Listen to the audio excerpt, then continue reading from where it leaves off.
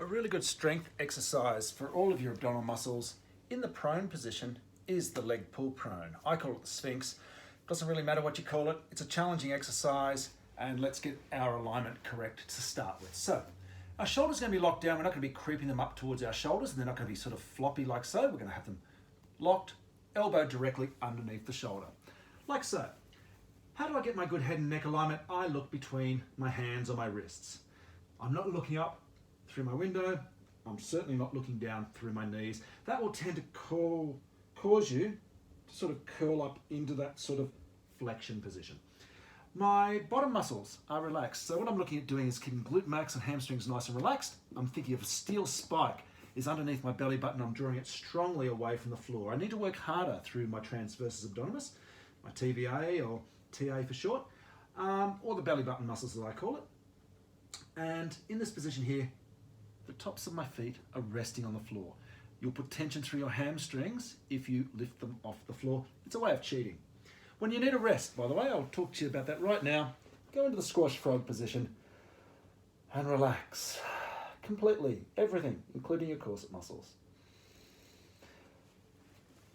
It's sometimes hard to leave the squash frog position. So, elbows are directly underneath. How do I make this more challenging?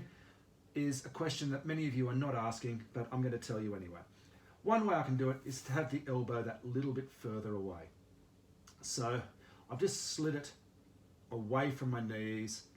I've still got my elbows roughly shoulder width apart, and I'm working harder with this elbow. Rather than being like this, I'm now like this.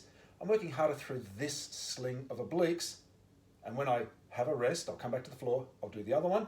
I'll then work harder through this sling of obliques, being my external obliques, my love handle muscles, and my internal obliques. So, which is part of your corset.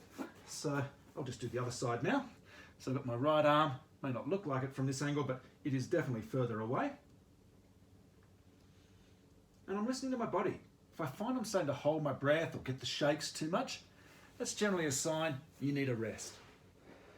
It also might mean be a sign that you need to regress the exercise next time. Okay, a lot of people, you see them doing it in the gym, whatever, planks or hovers. And the leg pull prone, if we go into the straight-legged position, we'll go into one of those. We're just going to make sure that we do it perfectly. We're always looking for precision with our movements, and we want to do it with control. So you'll have your hips probably that tiny little bit higher off the floor. And what I'm going to do is I'm going to curl my toes under, and I'm going to straighten one leg. In fact, I might just straighten one leg, bring it back to the mat, and then straighten the second one. This is an intermediate variation. But once I've got one leg straight without locking without locking the knee up, I can then straighten the second leg. How long do you hold it here? It'll be completely up to you. But when you do come down, one knee back to the mat, then the second, and then your hips to the mat. If you try to bring your hips straight to the mat while your legs are straight, you'll bow through your lower back. You'll put a lot more strain through these muscles. Your six-pack muscle will lengthen, and it won't be able to help protect this area. So again, elbows underneath, curl the toes under, straighten one, straighten the second leg up, and there's various other options in this position, but we can also do this straight armed as well. So all of these variations I just showed you can be done straight arm. I don't tend to do the arm further away version though. By the way, you can always be on your fists/knuckles if it's more comfortable for the wrist region. You don't have to be on your hands.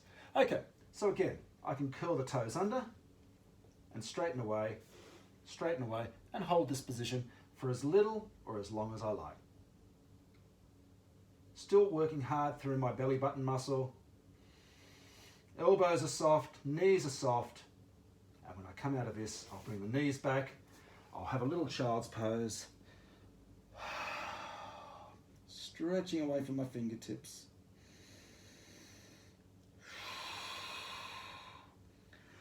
And that is basically the leg pull prone, or as I call it, the Sphinx.